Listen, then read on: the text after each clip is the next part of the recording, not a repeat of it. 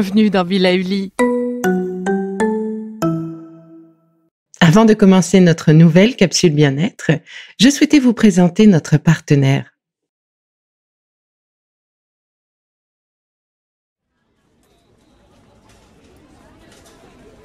Bonjour, j'ai décidé d'ouvrir ce mois-ci sur un petit rappel de nos produits de saison.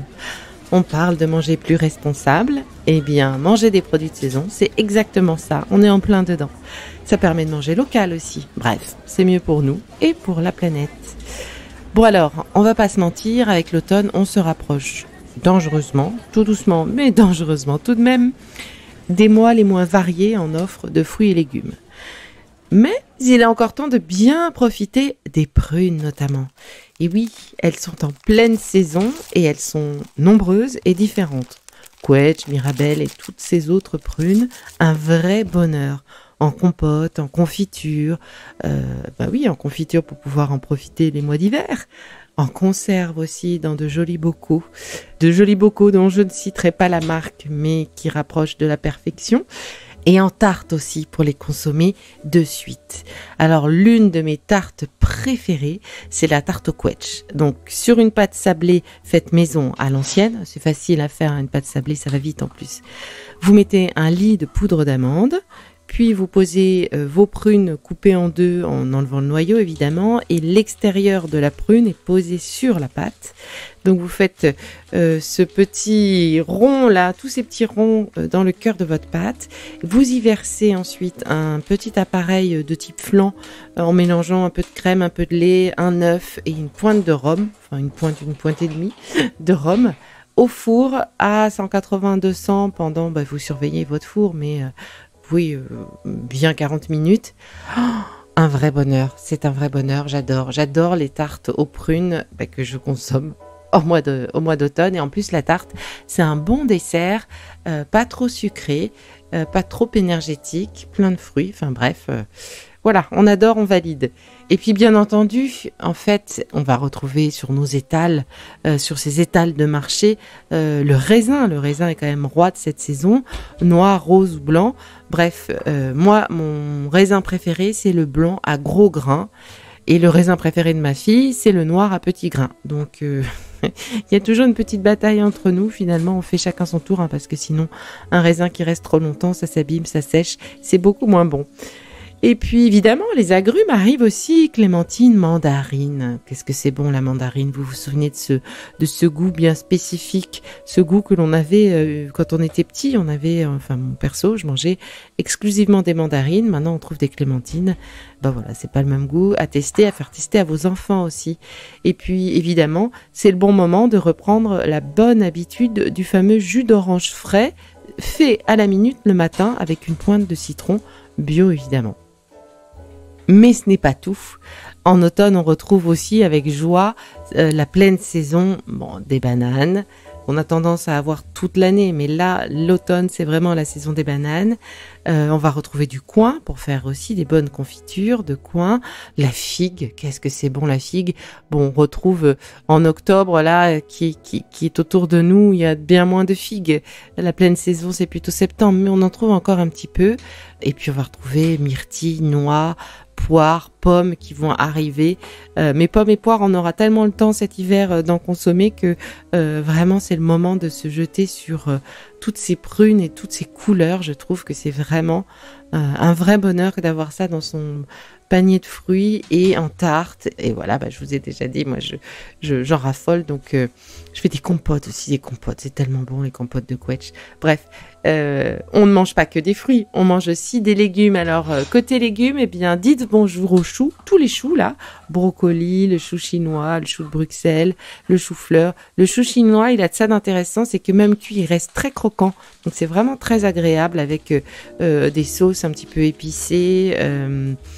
J'adore vraiment ce chou, mélangé d'ailleurs avec du riz complet ou du riz noir, c'est vraiment sublime. C'est le retour de la betterave rouge aussi. Alors moi j'aime pas du tout ça, je trouve que c'est un goût de terre, mais j'en connais qui en raffolent, donc on en trouve sur nos étals, elles sont de retour, elles sont magnifiques. C'est le retour du fenouil, ça par contre à la vapeur avec un peu de sel et d'huile d'olive, j'en suis folle, j'en mangerai à tous les repas. Les blettes aussi. Alors, on connaît moins les blettes, je trouve, en tout cas sur Paris, la région parisienne. Je sais pas comment vous en êtes dans votre région, mais on les cuisine aussi énormément dans mon pays, comme vous savez, Nice, et surtout la tourte de blettes, qui n'est pas loin d'être mon dessert préféré. Enfin, à chaque fois que je parle d'un dessert, je dis que c'est mon dessert préféré. Vous aurez compris que j'ai un bec plutôt sucré. Et la tourte de blettes que fait ma maman, c'est un vrai bonheur. Et puis, on met le verre des blettes, on met du raisin, on met des pignons, on met un peu de pommes, un peu de rhum aussi, une pâte sablée, un peu de parmesan. On est vraiment sur une tourte sucrée-salée sublime. Enfin, voilà, j'en suis folle. C'est aussi la saison des sorties en forêt. C'est la saison des champignons. Alors à nous, les bolets, les cèpes, les pieds de mouton, les pleurotes et autres trompettes de la mort. Donc si vous décidez d'aller les choisir, les cueillir, les trouver en forêt, grand bien vous en fasse, c'est super. Mais pensez à passer chez votre herboriste de la région ou votre pharmacien, parce que les champignons, on peut tomber aussi sur de mauvais champignons. Donc faites attention.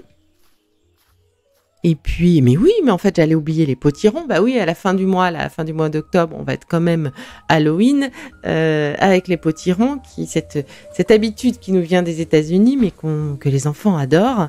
Avant de les mettre en lumière, on peut quand même les manger, ces potirons et autres curcubitacées. Alors, il y a plein de curcubitacées chez votre fleuriste que vous pouvez mettre en déco dans votre cuisine. C'est magnifique, c'est plein de couleurs. Et il y a surtout aussi tous ces potirons que l'on peut manger, qui sont vraiment bons, mélangés avec de la carotte en soupe, par exemple, un petit peu de gingembre, ça relève tout ça. La carotte, qui est complètement dans sa saison aujourd'hui, les endives aussi, les fameuses endives au jambon, on adore ça. Et puis, si vous le sentez aussi, vous pouvez faire cette fameuse salade qui m'a accompagnée toute l'année dernière. C'était presque la seule chose que j'arrivais à manger. Les endives avec du roquefort et des noix. Voilà, c'est simple et délicieux. C'est la saison des épinards, des poireaux, des radis, des navets. Cuisine moins les navets, mais c'est très très bon aussi les navets. Et alors les salsifis, moi j'avoue que je cuisine très très peu. Si vous avez une bonne recette de salsifis, pourquoi pas, mais ça reste encore un légume un petit peu oublié pour moi. Bon, alors je crois qu'on a fait fruits et légumes, mais dis donc, au risque d'enfoncer une porte ouverte, les produits de saison, c'est pas seulement les fruits et légumes, c'est aussi les produits de la mer. Et là, on est bien souvent moins connaisseurs quand même. Enfin, je parle pour les citadins, je parle pas pour les Bretons. Oui, il faut que je fasse quand même un peu attention à ce que je dis, parce que sinon mon homme va me rappeler à l'ordre. Donc là, j'ai fait une liste précise. Donc, l'automne, c'est la saison des anchois de Méditerranée. Alors les anchois, moi je les aime plutôt à la façon espagnole, pas dans le sel. Les anchois salés sur la pisse saladière ou la pizza, j'aime pas trop ça. Mais par contre, dans une saumure juste avec de l'huile, des petites épices, voire crues, c'est super bon. C'est la saison du bar de ligne. Il faudrait être difficile pour pas aimer le bar de ligne. La saison des bulots, des calmars, du colin, de la congre. Et j'ai pas goûté ça, je ne sais pas, congre, si c'est bon ou pas, il va falloir que j'aille voir mon poissonnier. Des coquilles Saint-Jacques, un vrai délice. Alors en carpaccio là, qu'est-ce que c'est bon. Et pour couper en carpaccio très fin, je vous conseille de les passer au congélateur, vos coquilles Saint-Jacques fraîches, juste pour qu'elles se tiennent. Et là, hop, vous pouvez les couper sans problème avec un couteau bien aiguisé. C'est sublime. Un petit peu d'huile d'olive, un petit peu de vanille ou un petit peu d'huile d'olive et de fruits de la passion. Juste ça, on n'a rien besoin de plus pour consommer ces Saint-Jacques. Ils sont absolument délicieuses. La dorade de ligne, voilà encore une dorade, qu'est-ce que c'est bon, que vous pourrez consommer cuite à la vapeur en entier ou cuite au four ou sur votre plancha. Dans ce cas-là, vous gardez bien les écailles, comme ça fait une cuisson à l'étouffer, c'est absolument formidable. Le grondin, le haddock. Alors le haddock, je me suis souvent demandé, mais qu'est-ce que c'est que le haddock? Donc j'ai cherché, et donc le haddock, c'est un cousin du cabillaud, ou on l'appelle aussi l'aigle fin. Voilà, comme ça, moi j'ai transmis ce que j'ai appris. C'est l'époque du hareng. On aime moins le hareng, je crois. Enfin, moi j'aime moins ça, mais ma mère, je sais, adorait ça. Nos origines polonaises, font que le hareng faisait vraiment partie des recettes que lui faisait sa mère. Les huîtres, évidemment, les huîtres viennent. Alors, on avait coutume de dire que les huîtres et produits de la mer étaient vraiment bons pendant les mois en breu. Je pense que c'est toujours vrai, mais maintenant, on peut consommer ces produits de la mer un peu toute l'année, puisque nos professionnels ostréiculteurs ont réussi à croiser, je crois, ces huîtres et autres produits de la mer, et donc à produire des produits qui sont bons toute l'année. Voilà, donc n'hésitez pas, langoustine aussi, le lieu, le maquereau, le merlan, le rouget, la sardine et les moules aussi. Ah oui, et sans oublier les palourdes. Eh bien oui, je déclare ouverte la saison des linguini à la vongole. Alors là, c'est un vrai bonheur. On nettoie rapidement, enfin pas si rapidement, mais on laisse s'échapper le sable des palourdes dans l'eau avec un petit peu de sel quand même pour pas les faire trop souffrir. Et puis après, hop, on les jette dans l'eau bouillante. Bon, pour les pauvres, mais c'est tellement bon. Des linguini, de l'huile d'olive, du persil, un petit peu d'ail et puis ces vongole. Ah oui, c'est magnifique, c'est pas lourd.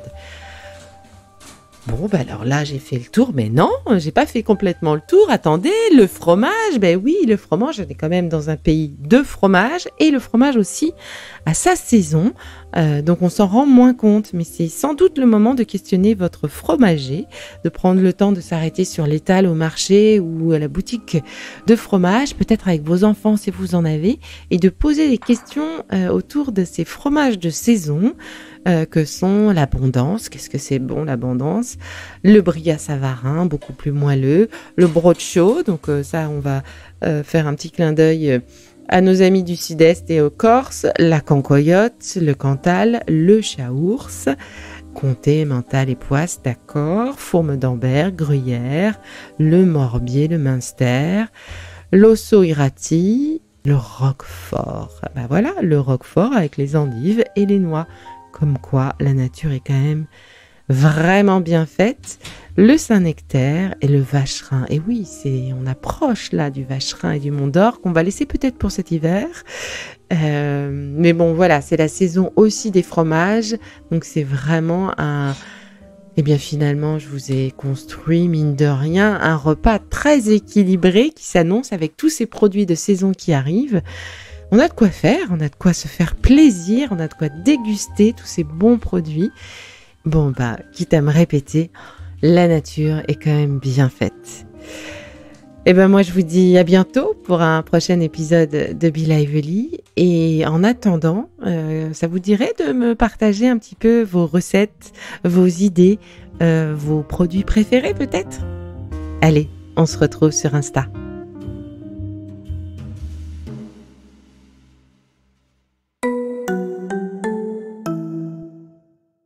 Si ce que je fais vous plaît, continuez de le noter et abonnez-vous pour ne louper aucun de mes futurs programmes.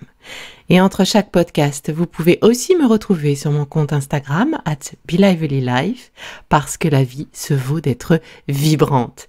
Et en attendant la prochaine capsule, surtout, continuez de prendre soin de vous car c'est bon pour tout le monde.